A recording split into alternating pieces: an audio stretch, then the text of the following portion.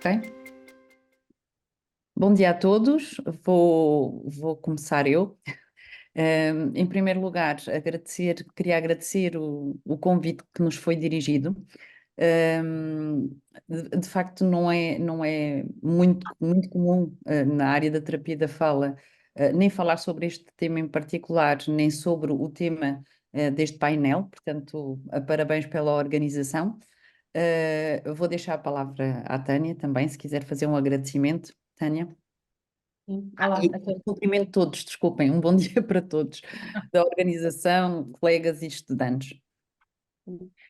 Queria agradecer também aqui o convite e a oportunidade de ouvir as apresentações dos colegas e ver a terapia da fala de Portugal pelo mundo. Foi muito bom de ouvir. Obrigada pelas vossas partilhas e agradecer a oportunidade de poder falar sobre este projeto, que é um pouquinho diferente daquilo que a Elsa e o André estiveram a partilhar até agora. E este painel é mesmo sobre isto, sobre as tantas possibilidades e tantos projetos que podemos ter dentro dentro da nossa área, e é um prazer poder estar a fazê-lo. E a nossa ideia, vou aproveitar para seguir, a nossa ideia foi exatamente experienciarmos todos também o que é este projeto, e por isso é que ele está a gravar. Portanto, a nossa ideia para hoje foi que esta própria apresentação será um dos vídeos e uma das partilhas do podcast do De Porta Aberta. Portanto, bem-vindos todos ao De Porta Aberta. Nós já nos apresentamos, portanto, eu sou a Tânia. E eu sou a Dina, bem-vindos ao de porta aberta.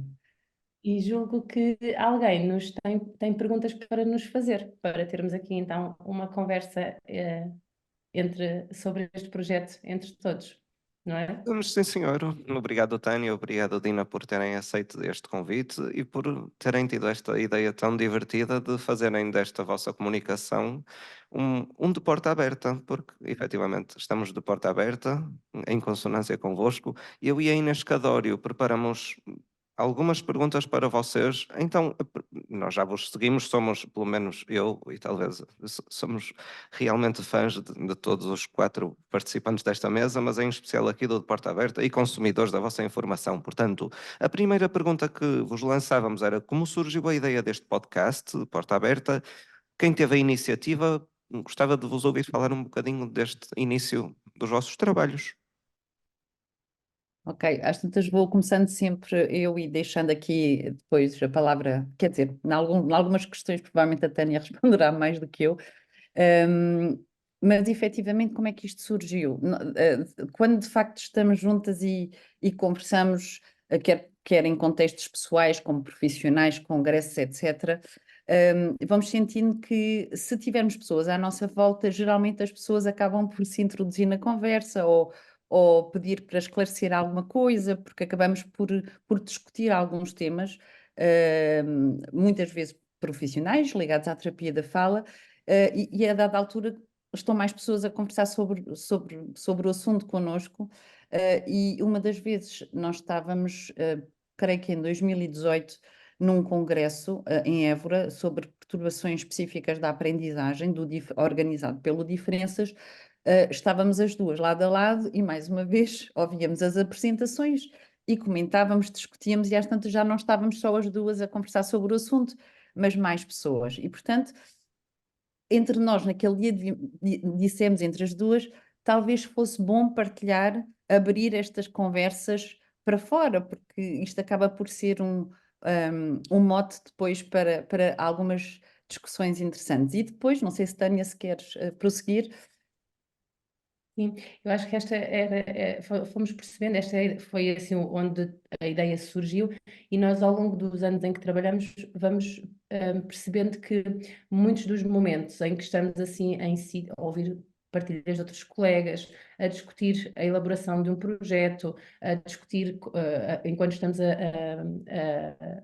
pensar num livro de exercícios, ou a fazer um programa, ou a pensar na nossa metodologia, ou seja, a trabalhar em que projeto for, surgem discussões de coisas que às vezes são pequeninas, mas que são tão importantes, não é? E que e nós aprendemos tanto uma com a outra também, e partilhamos tanto uma com a outra que começámos a pensar que poderia ser uma boa ideia partilhar estas discussões que nem sempre acontecem em momentos de formação mais formal, não é? Portanto, quando damos aulas ou quando damos uma formação, as coisas às vezes estão um pouquinho mais estruturadas, não são tão livres, e portanto começámos a pensar sobre isto. E também quando tínhamos conversas com pessoas de outras áreas, não é? Portanto, aprendíamos muito com pessoas de outras áreas que não tanto as nossas, e a ideia foi também trazer isto para todos, não é? Portanto, trazer estas discussões, estes momentos que na verdade acabam por ser sempre um bocadinho preparados. Nós queríamos que fosse uma coisa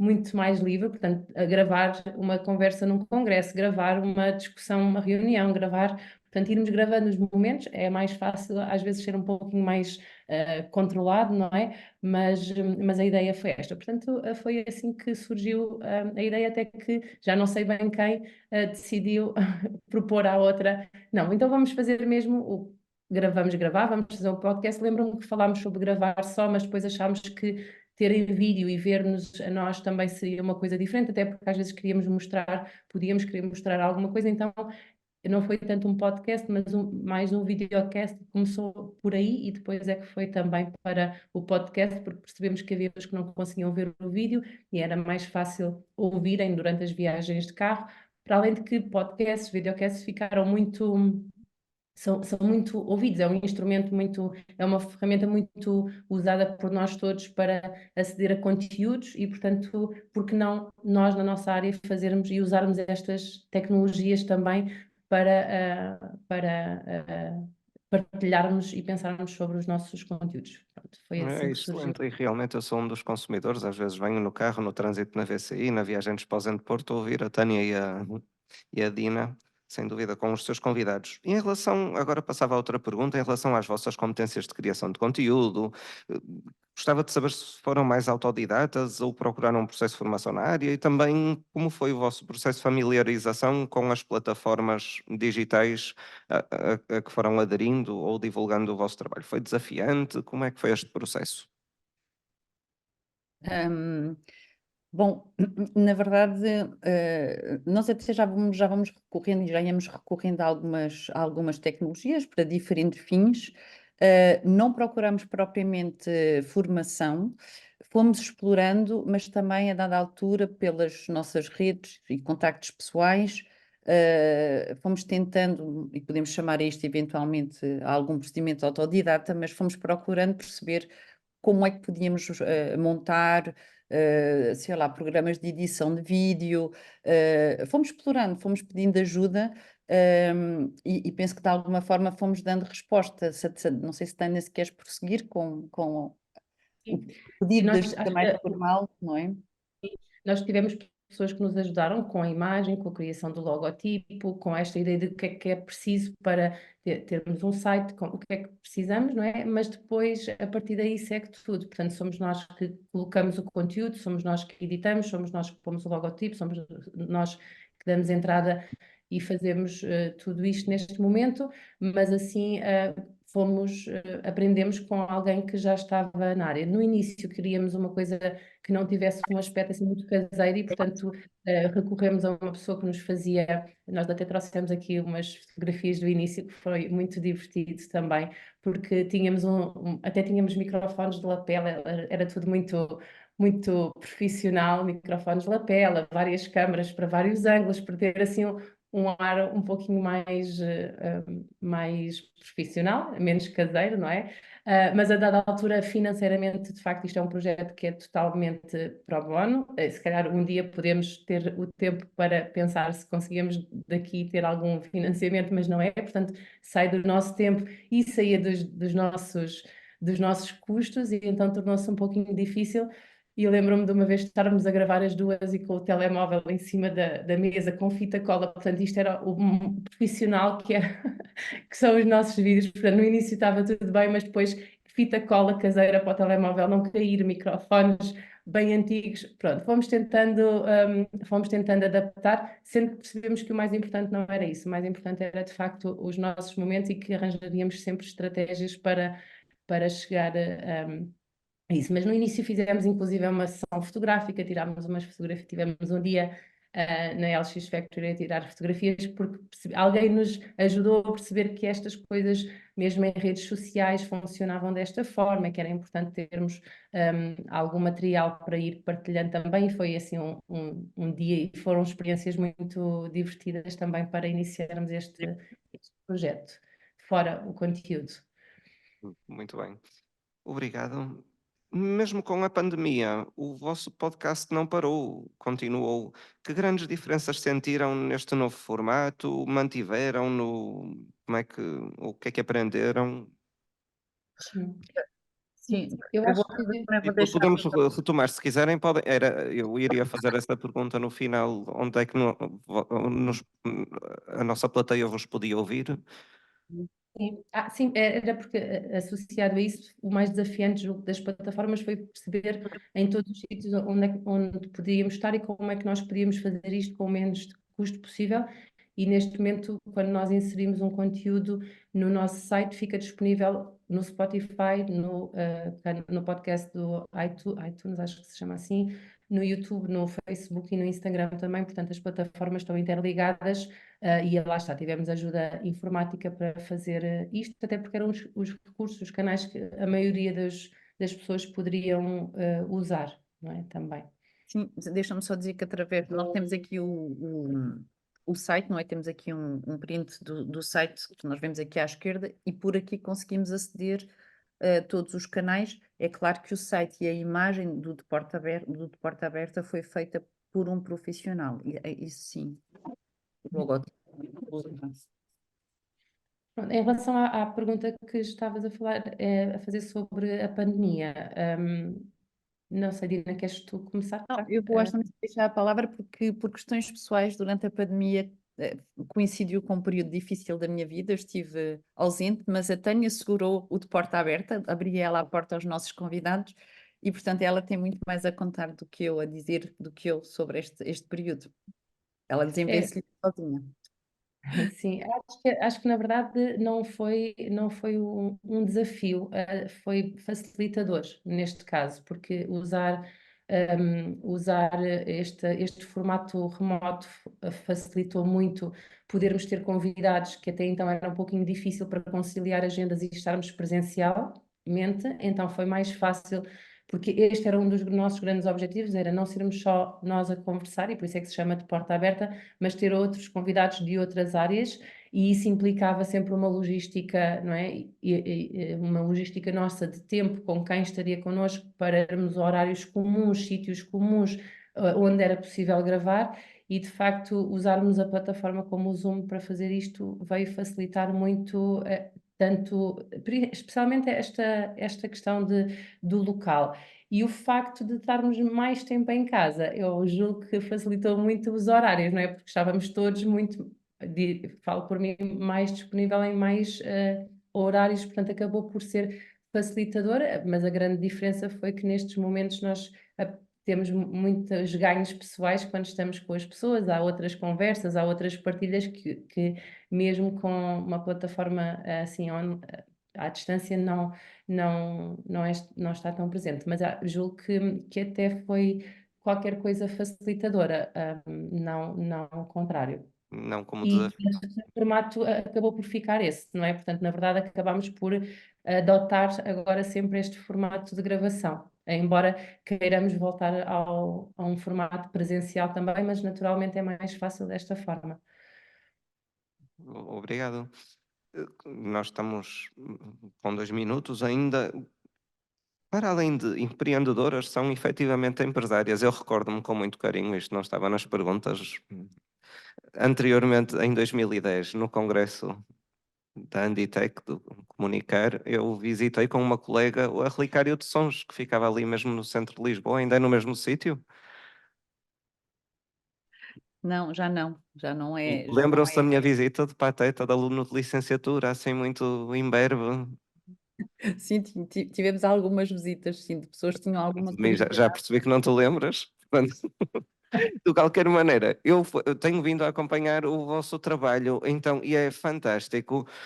Portanto, a criação de materiais que vocês com que contribuem para a nossa profissão, do ponto de vista prático, de atuação clínica, de que forma é que o relicário de sons, para além da oferta clínica que tem, também do ponto de vista de editorial, de que forma é que se complementa com o Porta Aberta? O que é que vocês conseguiram, que competências importaram do relicário de sons para a Porta Aberta? Eu gostava que fizessem esta associação, por favor. Então, assim, rapidamente, a história. Comecei naturalmente sozinha, a Tânia foi minha aluna depois, mais tarde, e depois convidei a juntar-se, mas não oficialmente, começou para aí em 2003, depois oficialmente para aí, quando eu digo oficialmente é do ponto de vista fiscal, a Relicário foi criada em 2006.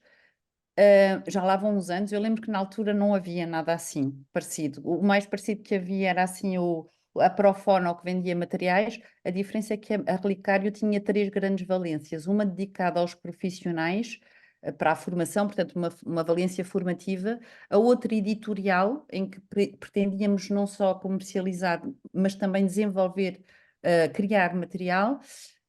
Um, e a clínica, portanto, obviamente preventiva, de intervenção primária, secundária e terciária, pronto, na área classicamente de intervenção, não é? Portanto, eram as três grandes valências. Aliás, o logotipo até traduz tudo isto, os vértices, enfim, há aqui ideias subjacentes por trás de tudo isto. Depois, para aí em 2006, 2007, a Tânia terminou o curso, acho eu, e depois convidei-a a juntar-se a mim, e foi ficando. E claro que tentamos sempre, eu acho que tivemos sempre um espírito assim bastante inovador, criativo na imagem, na tentativa de adicionar coisas, e o de Porta Aberta também acabou por decorrer e estar associado à Relicário de Sons, portanto, no fundo, a ideia foi sempre tentar inovar com alguma coisa. Eu fui me dedicando mais ao ensino, cada vez mais e mais e mais, e deixei este bebé com a Tânia. Eu estou a tentar dar continuidade da melhor forma também.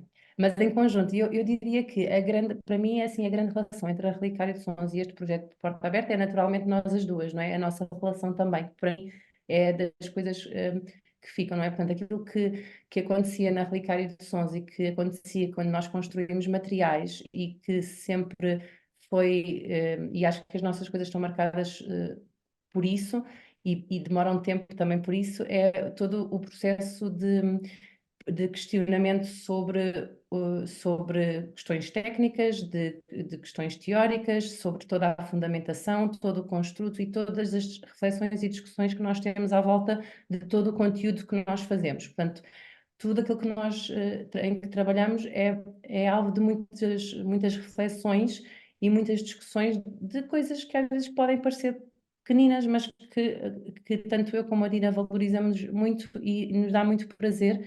E o de Porta Aberta foi o seguimento disso mesmo, dessas discussões e dessas reflexões, neste caso com a partilha também destas para todas as pessoas e promover o mesmo com outras áreas e trazer para estas conversas, às vezes, algumas discussões que se calhar não se encontram nos livros escritos, não é? Que são coisas que nós vamos vendo na prática, nas nossas práticas, ou que nós vamos vendo no nosso dia a dia e nem sempre encontramos escrito em lado nenhum e que, mesmo não tendo um fundamento ainda totalmente descrito, que são pensamentos que vão surgindo nas discussões dos terapeutas da fala e na prática dos terapeutas da fala. Nós queremos muito também chegar a outros profissionais, esse é um dos nossos desafios, temos essa dificuldade em falar sobre estes temas de uma forma em que consigamos chegar a pediatras, a professores, a pais, é um objetivo, nós gostávamos de criar um dia de gravações em que isso seja possível, porque o objetivo era também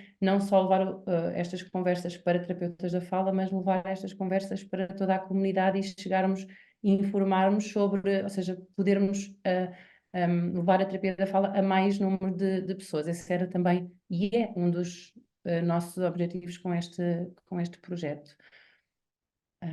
Penso que é Muito isso. obrigado. Nós chegamos ao fim da nossa comunicação. Muito obrigado, Dina. Muito obrigado, Tânia. E então dou por encerrada esta. Não sei se tenha mais alguma coisa para dizer, perdão. Penso que não. Pronto, eu É. vou encontrar informação online e penso que agora, se tivermos alguns minutos para alguma questão que queiram fazer. Vamos fazer, sim, senhor. Portanto, vou suspender aqui a Obrigada, gravação. Obrigada por participarem na gravação.